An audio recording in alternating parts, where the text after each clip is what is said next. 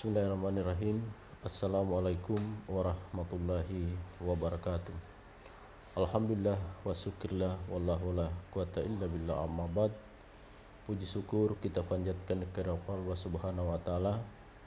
Oleh karena alhamdulillah pada hari ini kita masih diberikan nikmat kesehatan dan juga kesempatan, sehingga alhamdulillah kita kembali lagi ketemu dan berjumpa dalam pembelajaran online untuk mata kuliah kewirausahaan.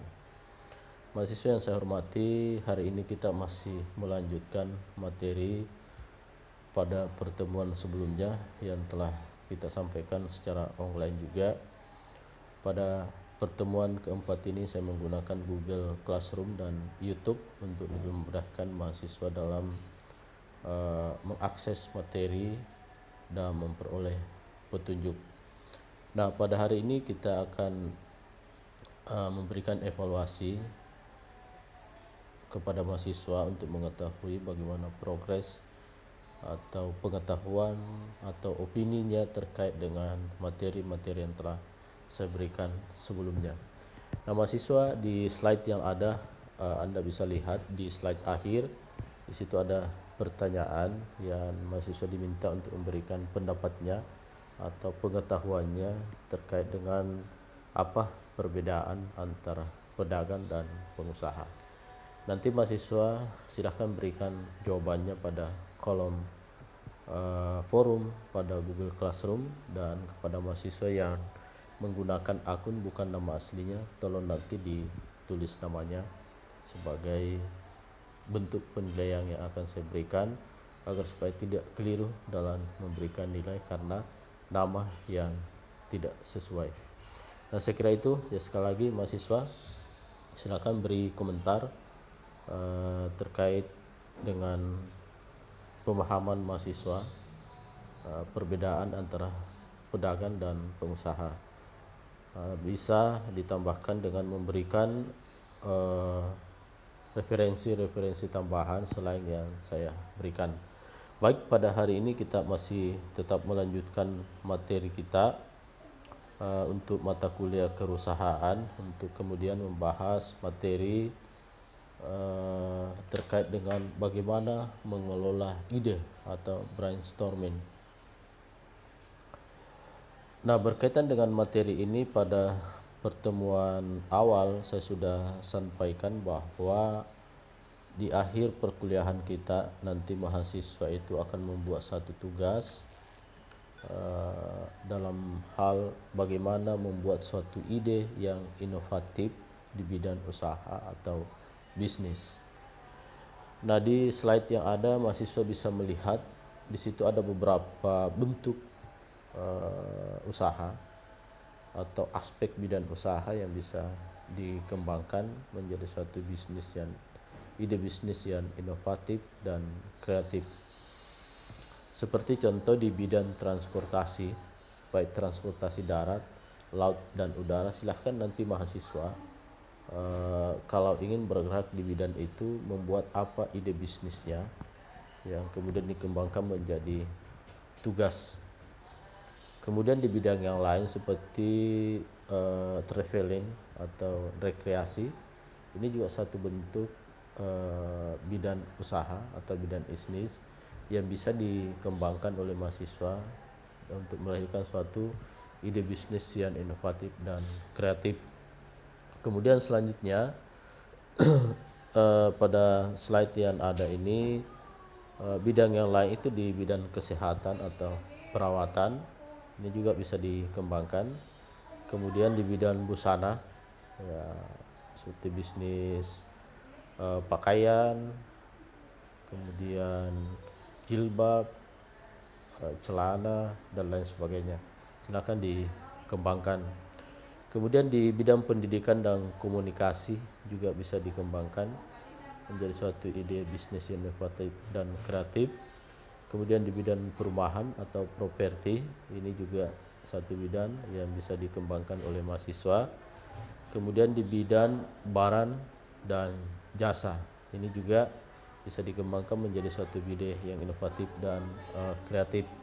Kemudian di bidang makanan dan minuman, Pada semester lalu saya mengajar mahasiswa itu lebih banyak bergerak di bidang makanan dan minuman. Mungkin karena lebih praktis, kemudian pangsa pasarnya jelas dan tidak membutuhkan banyak biaya, demikian pula skill. Jadi beberapa bidang aspek ini silakan mahasiswa memilih, kemudian mendiskusikan dengan teman kelompoknya, kira-kira ide bisnis yang akan dibuat itu masuk pada ranah yang mana, apakah di transportasi, busana dan lain sebagainya. Nah, inilah yang kemudian nanti dikembangkan oleh mahasiswa. Nah, intinya di sini adalah bagaimana mengelola ide. Jadi ide itu bisa muncul karena kita melihat sesuatu, bagusnya ini, ini masih membutuhkan hal-hal seperti ini, dan hal-hal ini belum ada yang memiliki, maka saya ingin membuat seperti ini. Nah, itu bisa juga karena kita mendengar, bisa karena kita membaca dan lain sebagainya. Jadi ini beberapa sumber ide yang bisa dikembangkan oleh seorang mahasiswa dalam membuat ide bisnis yang inovatif dan kreatif. Intinya bahwa ide bisnis itu bukan berarti bahwa bisnis itu, usaha itu belum ada sama sekali. Ya, ini yang saya sudah sampaikan pertemuan awal, bahwa bisa saja usaha itu ada, akan tetapi bagaimana kita memberikan add value atau nilai tambah terhadap usaha itu, agar supaya ada varian atau ada variasi, ada produk tambahan yang bisa dikembangkan. Nah, selanjutnya, apabila kita sudah punya ide, menurut Islam, pandangan Islam, bahwa ide itu perlu dimusyawarahkan, ya, atau dalam istilah bisnis itu disampaikan kepada teman, kepada keluarga, kepada kolega kita, agar supaya dia tahu bahwa kita punya ide bisnis seperti ini. Dengan demikian boleh jadi dia akan memberikan feedback atau umpan balik. Nah, ini jadi sekali lagi bahwa kaitannya dengan tugas ini, nanti di setiap kelompok itu mungkin akan punya ide bisnis masing-masing, kemudian ide itu dimusyawarahkan atau didiskusikan, kemudian hasil diskusi itu dicarilah beberapa alternatif yang kemudian dari beberapa alternatif itu kita jadikan menjadi satu ide bisnis di setiap kelompok. Nah, inilah nanti mahasiswa akan lakukan di setiap kelompok itu. Kemudian di materi ini juga adalah beberapa tokoh-tokoh entrepreneur terkenal yang awalnya idenya itu dianggap kurang rasional, akan tetapi ternyata bisa memberikan konsep yang sangat luar biasa. Nah, sebagai contoh, kita kenal dengan Gojek, ya, Nadiem. Ini adalah salah satu putra atau generasi milenial yang memiliki pemikiran yang sangat luar biasa, di mana dia bisa mendapatkan omset atau penghasilan yang sangat luar biasa, sedangkan dia tidak punya kendaraan. Jadi ini salah satu bentuk-bentuk bisnis yang bisa dikembangkan, bahwa kita tidak mesti punya kendaraan, tapi kita bisa mendapatkan penghasilan dari orang lain. Kemudian seperti konsep Gojek ini, itu dikembangkan dengan berbasis aplikasi. Sehingga Nadiem ini tidak memiliki banyak kendaraan, tidak memiliki mobil, tidak memiliki banyak motor, akan tetapi dia memiliki aplikasi. Nah, aplikasi ini yang kemudian dikembangkan, akhirnya menghasilkan omset atau menghasilkan uang. Kemudian contoh yang lain, Tokopedia. Mungkin kita sangat familiar dengan istilah Tokopedia, dan boleh jadi kita ini adalah bagian dari konsumen daripada Tokopedia.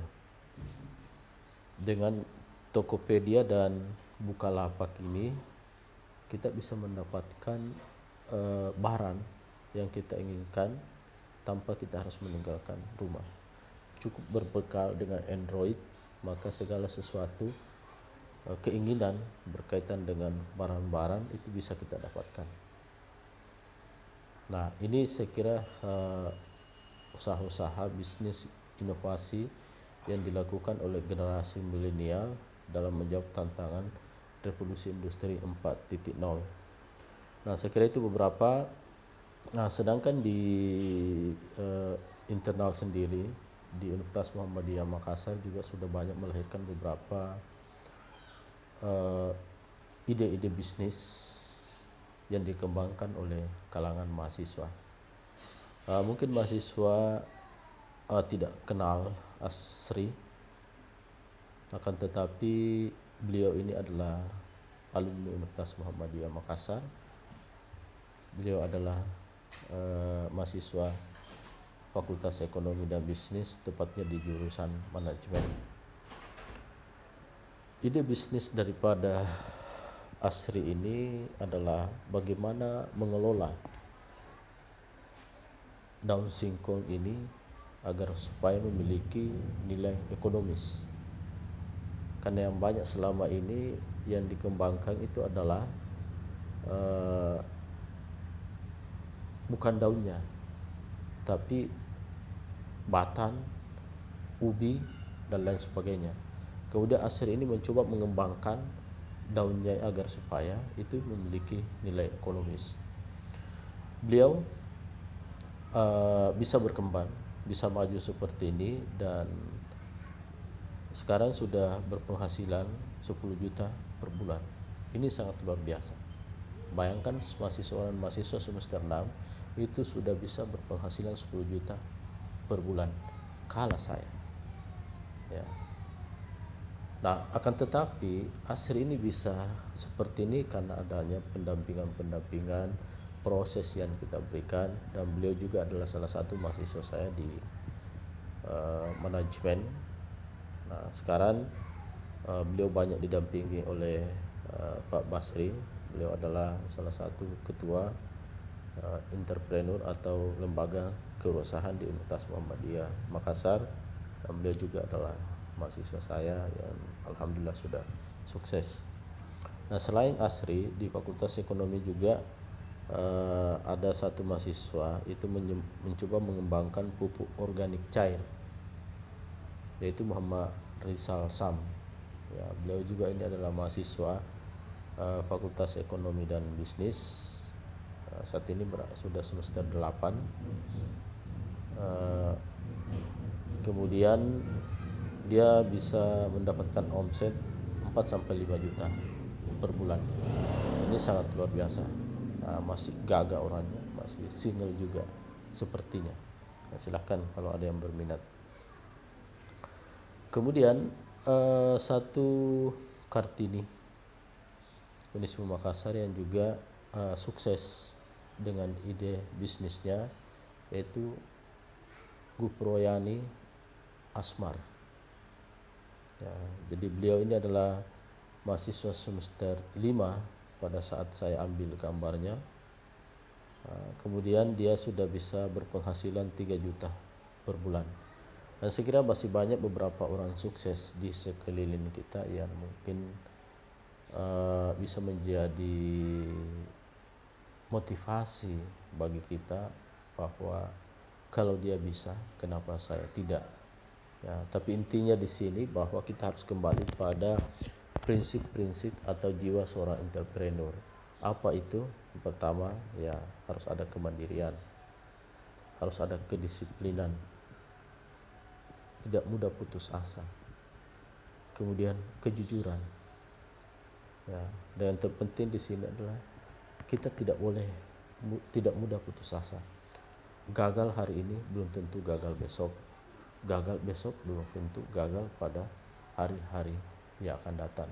Nah, saya kira inilah yang kemudian yang perlu dimiliki oleh seorang mahasiswa, apalagi mahasiswa PGSD ini adalah calon guru, ya harus selalu bersemangat tidak boleh mudah putus asa karena kita hadapi adalah makhluk hidup, siswa yang mungkin dengan berbagai karakter, sehingga dengan karakter itu yang berbeda-beda maka kita perlu ada banyak ide. Kemudian ide itu dituangkan dalam strategi, tapi yang terpenting di situ adalah kita jangan mudah putus asa dalam menghadapi atau mencerdaskan kehidupan bangsa ini sebagai kita tugas sebagai seorang guru atau sebagai seorang dosen. Nah, saya kira ini mahasiswa sekalian pertemuan kita hari ini. Insyaallah pertemuan akan datang kita masuk pada materi business plan untuk membahas bagaimana membuat perencanaan bisnis. Kemudian setelah materi business plan kita akan lanjutkan dengan studi kelayakan bisnis. Apakah bisnis, ide bisnis yang akan kita kembangkan itu layak untuk dikembangkan atau bagaimana. Nah, itu nanti akan kita pelajari. Nah, setelah itu baru kita masuk pada tugas kelompok. Saya kira demikian, terima kasih. Mudah-mudahan kita bisa lebih menjaga kesehatan kita masing-masing, dan mari kita sama-sama berdoa agar supaya fenomena COVID-19 atau penyakit virus corona ini cepat berlalu sehingga kita bisa berinteraksi kembali di kelas untuk mungkin memberikan penguatan materi-materi yang disampaikan secara online. Sekali lagi terima kasih atas kebersamaannya. Billahi fisabil haq fastabiqul khairat. Assalamualaikum warahmatullahi wabarakatuh.